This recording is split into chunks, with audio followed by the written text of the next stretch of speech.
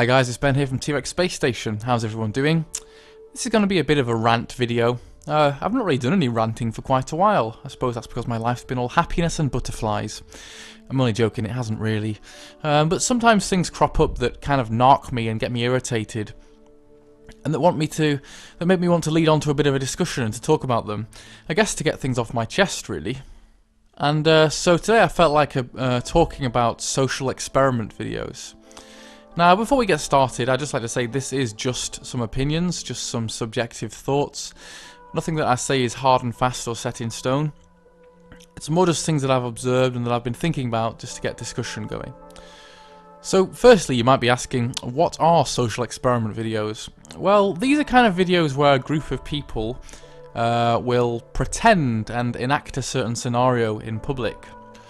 And they kind of get people, just members of the public, to respond to them in certain ways. Those people, members of the public, become, contributors to the experiment. They're the experimentees, or the guinea pigs, I suppose, if you like. And increasingly, I've been seeing more and more of these videos on my Facebook. Now, there did used to be an American show which was specifically based on social experiments, and I can't remember the name of it. It was some kind of suave-looking guy that used to come in at the end and counsel everybody who were all in tears and about to punch each other.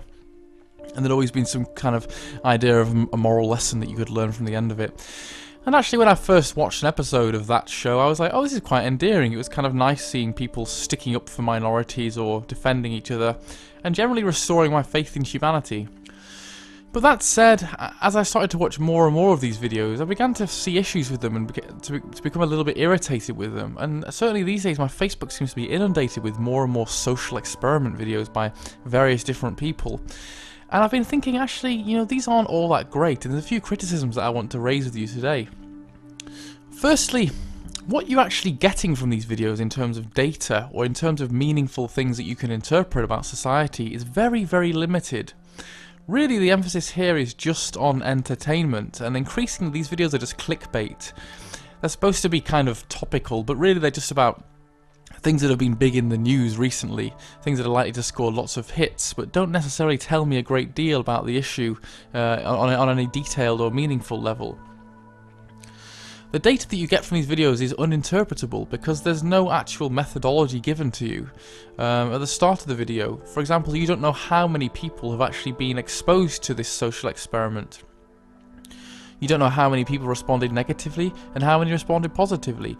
You've no idea how many people they set out to interview or set out to involve in the experiment. You simply see a very quickly edited collection of possibly what were the better responses, or the responses that the editors thought would be the most interesting, or the ones most likely to get lots of views. So if you don't set out any methodology at the start, it's very hard for us to know, is this what the majority of society think about this this group of people in the experiment? Often it will be things like, a woman who is being abused in public, and we watch the reactions of people around them, or homophobia, or racism and things like that. But does seeing a small group of people acting a certain way in response to those scenarios really tell us anything detailed about society? Anything that's actually useful, especially if we don't know the numbers set out to be involved, and the number of times the experiment was ran, and the overall outcome of the experiment. It's very easy to twist and bias the results of these experiments to the agenda of the person making the video, and that isn't really a useful thing to watch. It's just becoming entertainment and clickbait, really. Because we have no idea how often the experiment was ran or what the end outcome was, really all you get from this is that some people are nice and some people are assholes, which really we already knew anyway, didn't we? There's nothing new to be found in seeing a variety of responses to certain situations. I already know that some people are racist, and some people are intolerant, and some people are lovely, and some people are very understanding and very caring, and aren't like that. Just showing me a mix of different responses to a certain scenario doesn't really add any depth to that discussion or tell me anything specifically about the issue. What can be useful are opinion polls. You'll often hear about opinion polls in newspapers. And these actually tend to be a much better way of trying to give us some meaningful data, some meaningful explanation of how people feel about a certain issue. You know, these often involve a very large cohort of people, and they have to fill out a detailed survey, which gives us more nuances about their opinion and their reactions towards certain events, towards certain groups of society. These aren't easy to do, and it involves a lot more time and resources, and sometimes I feel like the social experiment circumvents proper methodology just to create clickbait or to create something interesting that people will watch, but that actually, again, as I've said before, doesn't tell you anything meaningful. Is it really acceptable to make it seem okay to take the reactions of a small number of people under pressure in a false scenario that you set up as being representative of a country or of a group of people in terms of how they respond to individuals who may be in minority groups or things like that? The answer is no. You can't really circumvent proper opinion polls and just typecast people or come to a conclusion based on responses under pressure. You know, the experimental environment that you get from social experiments is by definition very much not representative of how a person may be in day-to-day life, because it's highly pressured, highly emotive, and really is going off their gut impulses and their knee-jerk reactions. That doesn't really tell me a lot about the person. So yeah, I think it's kind of circumventing and undermining proper conducted research and experimentation and data collection, but presenting it as though it gives us something useful to hear. Increasingly, the emphasis of these videos, as far as I can see on Facebook, is entertainment. It's kind of funny or interesting to watch people responding to a certain situation. We're kind of manipulating them into responding in a certain way and getting entertainment from watching it. There's something slightly dark about watching people be racist or homophobic or something, and feeling self-justified as though we're not like that person, or feeling great that they've been stitched up and ousted on national television or online. That's not really that caring a way to approach these kind of issues. And secondly, I don't feel there's actually any necessary benefit from doing this. Do you think that it actually would change somebody's opinion or response or feelings about an issue by manipulating them and placing them in a false scenario, capturing it on camera and showing everybody and going, look, this guy's racist or this guy's homophobic? In my opinion, that's more likely to back the person into a corner and make them hostile and defensive. It's not really going to address the underlying issue, and again, that's something much more complicated and nuanced that requires time to develop.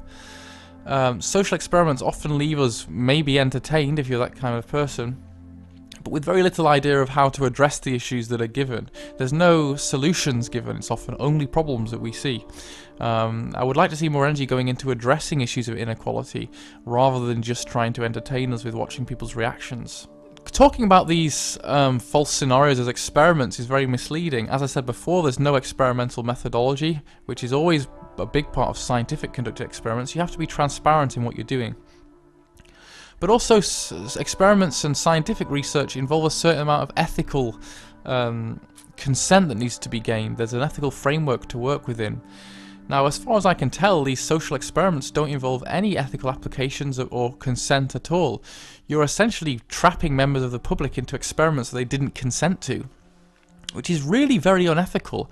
If a person doesn't agree to be part of a social experiment or part of a film or part of a production that you're putting together, it's unethical to record them and typecast them as being a certain type of person as a result of your experiment when they didn't agree to doing it. That's just a very dodgy place to be in. And I don't feel like anybody has the right to take it upon themselves to be some kind of great exposure of social injustices, when really what you're doing is recording a few people and demonizing them and giving them a hard time and not really addressing the issues. It just isn't okay not to take consent when you're doing experiments, especially ones where the people's opinions or reactions may be regrettable. Now, I'm not defending people who have terrible, intolerant views. I'm just saying this isn't the right way to go about that. It's firstly too personal, and secondly too intensive and invasive and unethical to do this to people.